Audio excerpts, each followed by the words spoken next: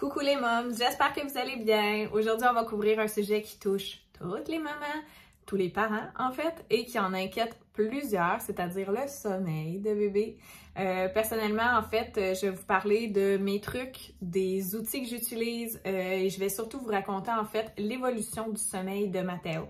Parce que ce n'est pas un courant doux et tranquille et qu'on suit et un coup que ça va bien, on continue comme ça. En tout cas, de mon côté, ça n'a pas été comme ça. On dirait qu'à chaque fois qu'une méthode fonctionne, ça fonctionne pendant quelques mois, puis après ça, pouf, il faut se changer notre fusil d'épaule et changer de technique. Donc, je vais vous raconter un peu toute l'évolution de Matteo, comment qu'on a instauré sa routine du dodo et comment maintenant elle est aujourd'hui. Et j'espère que ça va pouvoir en aider certaines. Sinon, je vais vous donner mes outils, mes trucs, les gens que je suis qui m'aident moralement et plus concrètement aussi. Donc, restez là et on se lance dans la vidéo.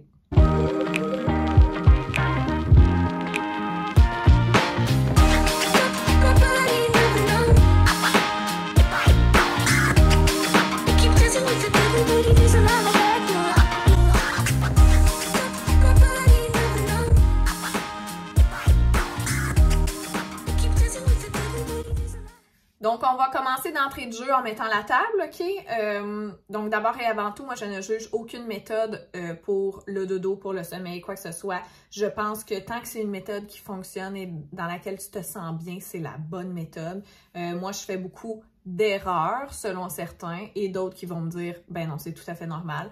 Fait que, tu sais, faut prendre ça avec un grain de sel, si on veut. On prend les méthodes qui fonctionnent avec nous, on y va avec bienveillance, avec nous-mêmes. Si on est bien là-dedans, on continue. Si ça ne nous va pas, on change de méthode et on suit autant le rythme de bébé que de maman ou de papa.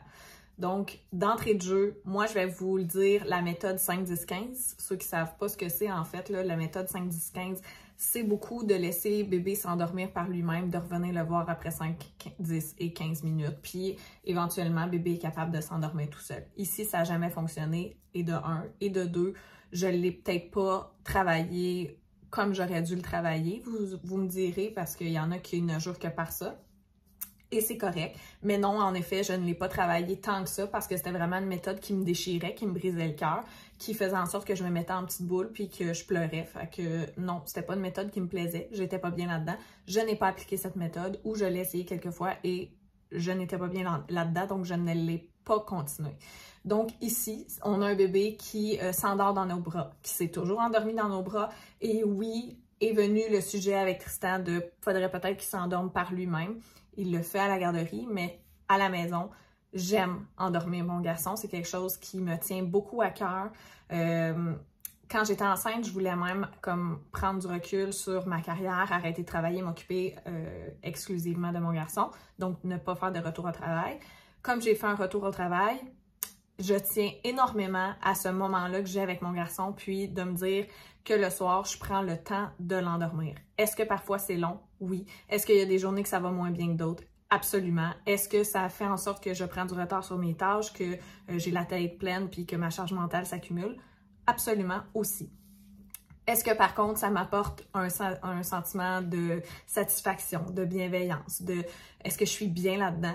Oui. Si mon gars prend 2 heures à s'endormir, évidemment que je vais être plus irritée, mais jamais avec lui, toujours plus avec moi-même après. Je fais preuve d'un calme qui m'étonne toujours avec mon garçon. Si vous me suivez sur TikTok, j'ai eu des passes où ça a été moins bien parce qu'évidemment, la bienveillance, ce n'est pas non plus un courant doux et tranquille. Donc, oui, j'ai fait des erreurs. Mais là, ça va bien. Maintenant, on a d'autres techniques de sommeil. Donc, je vais arrêter ma longue et grosse mise en contexte, tout ça pour me justifier finalement. Mais vous comprendrez que ici, c'est comme ça que ça fonctionne et c'est comme ça que je suis bien là-dedans. Tristan aussi, il adore prendre le temps d'endormir Matteo, considérant qu'il n'est pas là la semaine. C'est son moment avec son gars. Puis même quand c'est moi qui l'endors, souvent, il va s'en aller sneaky. On écoute la TV, il s'en va sneaky, puis il s'en va se coucher un petit peu avec son garçon. Fait que c'est vraiment quelque chose qu'on aime faire et qu'on va continuer de faire jusqu'à temps que, bon, l'avenir nous le dira, mais c'est quelque chose à laquelle on tient. Sur ce, on va se lancer dans l'évolution du sommeil de Matteo. Donc, on va commencer vraiment par le commencement. Donc, Matteo, tout petit, à ses premiers jours de vie, il faisait déjà des belles nuits, si on veut. Il faisait des 4 à 5 heures de nuit de sommeil. Par contre, mon allaitement, ça l'allait pas super bien. Je l'allaitais exclusivement et fallait que je le réveille aux 2 heures pour le faire boire. Ça l'a beaucoup impacté son sommeil, énormément. Puis après ça, bon, j'ai fait un récit complet de mon allaitement si ça vous intéresse sur YouTube. Mais après ça, on s'est dirigé vraiment plus vers le biberon. J'étais mieux là-dedans. Mais par contre, ça m'a donné plus de temps pour travailler plus son sommeil et je voulais travailler plus son sommeil et je suis tombée sur des formations sur le sommeil. Celle que je préfère, c'est celle de Bulle et Pirouette. Ils ont un défi 5 jours qui travaille non seulement le sommeil de bébé, mais aussi tout le niveau parental au travers de ça. Je vais vous mettre le lien aussi dans la bio si ça vous intéresse. Puis, leur défi sommeil, ça évolue aussi selon l'âge de bébé. Donc, si votre bébé est plus vieux, ne vous inquiétez pas. Moi, j'avais fait le 0-3 mois, mais ça m'avait beaucoup aidé, puis ça m'avait aidé aussi à reprendre confiance là-dedans parce que il y a beaucoup de mythes sur le sommeil, il y a beaucoup de jugements sur le sommeil, il y a beaucoup de choses qu'on se fait dire, qu'on entend, puis moi, ça m'a juste permis de plus me grounder, puis plus me dire, moi, c'est ça que je veux, puis moi, c'est comme ça que je vais le faire. Moi, je crois beaucoup aux routines, puis je me suis souvent fait dire, c'est le bébé qui doit s'adapter à ta routine et pas l'inverse. Moi, c'est pas comme ça que je fonctionne. Évidemment, j'ai une routine d'habitude de vie saine qui, tu sais, je me couche pas à des heures pas possibles de base. Donc, mais c'est sûr que je me suis adaptée à une routine qui allait plus vers Mathéo. On soupait plus tôt, on avait une routine avec lui, puis on la respectait vraiment parce que je voulais aussi qu'il dissocie les siestes des dodos, puis ça fonctionnait super bien. Donc, pour les siestes, on le faisait dormir dans un endroit plus clair. Pour le dodo, on avait vraiment une routine du dodo. On soupait, après ça, c'était le bain, on le crémait. On pouvait s'endormir pendant que j'écoutais Netflix, puis ça allait bien comme ça. Par contre, avec le temps, il y a beaucoup de choses qu'on a ajustées, en fait, et je vais y venir, en fait. Donc, moi, j'avais un bébé qui était super moteur, qui bougeait beaucoup, qui aimait beaucoup se faire stimuler. Par contre, j'y allais jamais dans l'excès, même s'il aimait beaucoup ça, les jeux puis tout ça, parce que je voulais pas le surstimuler. Je savais que ça pouvait avoir un impact très néfaste sur son sommeil, donc je faisais beaucoup attention à ça. Je prenais aussi le temps de le retirer pour qu'il prenne des pauses, pour qu'il se repose. Fait que j'ai vraiment pas eu de problème pour l'endormir, pour son sommeil. Puis ça a été relativement facile lui permettre de refaire ses nuits par la suite. Donc oui, bien sûr, il y a eu des mois sans sommeil, il y a eu des nuits de 30 minutes. Oui, je vous le confirme. Mais on a travaillé fort là-dessus, puis ça a porté ses fruits. Donc, pendant, je vous dirais, un bon 7 mois, on a eu de la facilité avec Mathéo. Par contre, ce qu'on s'est rendu compte, c'est que c'était moi qui endormais Mathéo et très peu Tristan. Donc là, encore une fois, on a fait appel à Bulle et Pirouette. On voulait que Tristan soit capable d'endormir Mathéo. Donc, on a suivi leur truc et si vous me suivez sur TikTok, vous savez que ça a tellement bien fonctionné que, au détriment de ma propre personne, je n'étais plus capable d'endormir Mathéo. À ce moment-là, Tristan ne travaillait pas à l'extérieur, donc c'était comme pas vraiment un problème jusqu'au jour où il est parti travailler à l'extérieur la semaine. Ce qui a fait en sorte que j'étais confrontée à devoir être capable d'endormir mon fils. Puis, c'était pas nécessairement qu'il était pas bien avec moi. C'est juste parce que, justement, là, j'avais demandé encore une fois l'avis de professionnel, puis il me disait « Tu es son donneur de soins principal », ce qui fait en sorte que Mathéo est très, très, très à l'aise avec toi. Qu'est-ce que ça fait qu'il soit très à l'aise? C'est qu'il n'a pas peur de niaiser, de jaser, il est couché sur toi, puis là, soudainement, il se lève, puis là, il te fait des belles petites faces, des beaux petits sourires, puis c'est-tu dur de pas rire dans ce temps-là? Fait que ça faisait en sorte qu'il était très à l'aise, qu'il n'y avait pas de gêne. Est venu aussi le moment où Mathéo et moi, on passait moins de temps ensemble parce que Mathéo commençait la garderie. Donc, ça faisait comme un espèce de gap entre nous. Puis là, on dirait qu'il voulait rattraper ce temps-là, qu'il voulait jouer avec moi, il voulait me parler, il voulait rattraper le temps qu'il n'avait pas eu avec moi durant la journée, j'ai l'impression. Donc, il faisait ça le soir. Donc, les techniques que j'avais qui étaient vraiment très de base parce que moi, je pouvais endormir Mathéo n'importe où, en poussette, en faisant des activités, en soupant avec des amis, en écoutant la télé. J'avais de la facilité à endormir Mathéo quand j'étais capable de l'endormir. Là, quand c'était Tristan, mais Tristan était capable de l'endormir un peu n'importe où. Mais on a dû revoir notre horaire, notre routine et moi, personnellement, mes méthodes pour l'endormir. Nos méthodes pour l'endormir, ben quand il était très petit, j'avais juste besoin de le prendre sur moi, de lui tapoter les fesses, puis c'était correct. Je pouvais sautiller sur le ballon aussi, ça l'endormait. Je pouvais être assise et ne rien faire du tout et il s'endormait. Tristan, de son côté, la façon qu'il l'endort, c'est vraiment comme si Mathéo est en petit koala sur lui, la tête à côté sur son chest, puis Tristan peut écouter des vidéos, peut faire n'importe quoi sur son cell, puis il n'y a pas de problème. De mon côté, moi, je peux pas sortir mon téléphone. On n'est toujours pas rendu à cette étape-là, Mathéo et moi. Mais il y a aussi, tu sais, je suis plus capable de l'endormir devant la télé ni rien, mais écoutez, il est rendu plus vieux, puis il s'intéresse aussi là, à ces choses-là. Il s'intéresse à la télé, puis il veut jouer, puis là, dans le salon, il y a aussi ses jouets. Pas plus fou qu'un autre, hein, ça ne tente pas de dormir. Donc, présentement, comment ça fonctionne, ma routine, Tristan, lui, sa routine, c'est tout simplement de le mettre sur son chest, puis il peut s'endormir n'importe où, n'importe quand.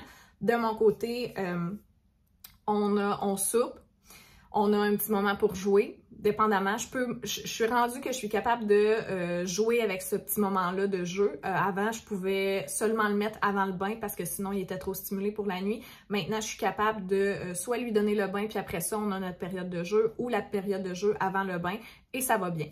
Par contre, je dois vraiment pas déroger du reste de la série, c'est-à-dire que on va prendre son biberon, on va l'amener dans la chambre est complètement fermée et noire. Il commence à boire son biberon pendant que je ferme les rideaux, que j'installe toute la petite chambre. Là, je m'en vais m'asseoir avec mon garçon, on s'assoit dans la berceuse ensemble et je le berce. Le temps qu'il boive son lait. Là, soit qu'il va s'endormir dans la même position assise, ou là, il me demande de venir face contre moi. Il est face contre moi, il se colle et il finit par s'endormir. Puis, parfois même, il bouge tellement que là, c'est comme son signe pour me dire « Ok, là, dépose-moi dans mon lit. » Donc, je le dépose dans son lit. Son lit est par terre. La façon que c'est fait, il est par terre. Il n'est plus dans une basinette, c'est ça que je veux dire. Donc, je peux me coucher avec lui, il s'endort, je lui flatte des cheveux. Parfois, il me fait même aussi comme ça, un petit signe en voulant dire « joue dans mes cheveux ». Donc là, il s'endort et après ça, je peux quitter. Avant, c'était pas comme ça. Avant, c'était vraiment plus simple. Avant, il n'y avait pas besoin d'avoir un gros cadre autour de son dodo. Je vous dirais qu'à la garderie, ça va beaucoup mieux aussi. Elle n'a pas besoin d'en faire autant pour Mathéo. C'est sûr qu'il y a des moments il y a des journées plus difficiles que d'autres à la garderie. Donc là, elle va le bercer, mais en général, ça va bien, puis j'ai pas eu besoin de rien changer de mes routines pour la garderie. Puis ça m'a vraiment enlevé un gros stress. C'était encore une fois un post de Bulle et Pirouette, puis ça disait concrètement que le bébé, il sait c'est quoi ses routines à la maison, puis il va en développer de nouvelles avec son éducatrice. Fait que t'as pas besoin de tout remettre à zéro. Tu sais, moi, c'était un bébé qui s'endormait 100% dans les bras, puis là, j'entendais plein de garderies que non, on n'a pas le temps d'endormir un bébé, ton bébé, il faut qu'il se plie là-dedans. Je vais vous avouer que moi, mon éducatrice, elle est beaucoup dans la bienveillance, beaucoup dans le respect des besoins du bébé. Donc, elle prend le temps de le bercer quand il a besoin de se faire bercer. Elle prend beaucoup de temps pour les enfants, pour se plier à leurs besoins, ce que j'apprécie énormément. Je sais que c'est pas tout le monde qui a ce luxe-là, mais quand même, je n'ai rien modifié de ma routine. Puis avant, je le berçais pas du tout, Mathéo, pour s'endormir. Je pense même que j'ai repris les habitudes de l'éducatrice et je les ai transposées à la maison. Puis c'est comme ça que ça a fonctionné. Mais c'était pas quelque chose que je faisais de bercer mon garçon avant. Donc, juste pour vous dire que si c'est un challenge pour vous, puis ça vous inquiète la garderie, l'intégration à la garderie, puis vous vous dites, mon Dieu, moi, mon enfant s'endort sur moi, puis là, il va falloir qu'il s'endort tout seul. Il s'adapte mieux qu'on pourrait le penser à tout ça. Amélie Petitmonde, que je vous conseille fortement d'aller suivre sur Instagram, elle décortique tous les mythes du sommeil, toutes les choses qu'on se fait dire, mais en fait, elle nous donne une explication logique pour expliquer pourquoi qu'on le fait finalement, pourquoi que ça fonctionne, puis pourquoi que, OK, peut-être ça fonctionne pas pour Monique, mais toi, Maude, ben ça fonctionne, donc continue. Puis c'est elle, justement, qui avait mis une petite citation qui m'avait parlé beaucoup en disant qu'il n'y a pas de mauvaise méthode. C'est une mauvaise méthode quand l'un des deux parties, parlant de parents ou bébé, se sent peu à l'aise dans cette méthode-là. Puis j'ai adoré ça, puis je me suis dit, ben c'est vrai. Fait que c'est là aussi que j'ai pris un peu plus confiance en moi. Donc voilà, pour le moment, ça va bien pour endormir Mathéo. Son sommeil va bien aussi, il fait des belles nuits de sommeil. Parfois, il va se lever pendant la nuit puis il va venir dormir avec nous. Mais c'est quand même assez rare. Souvent, il va se lever lui-même puis il va venir nous voir le matin. Je trouve que ça fait aussi des plus beaux matins. On dirait qu'il se lève pas justement en pleurant puis en chignant pour qu'on vienne le chercher. C'est lui qui vient à nous, il est super content. Là, on entend ses petits pieds. Touc, touc, touc, touc, touc, touc, touc. Puis là, il arrive à nous au bout de notre lit. Bah!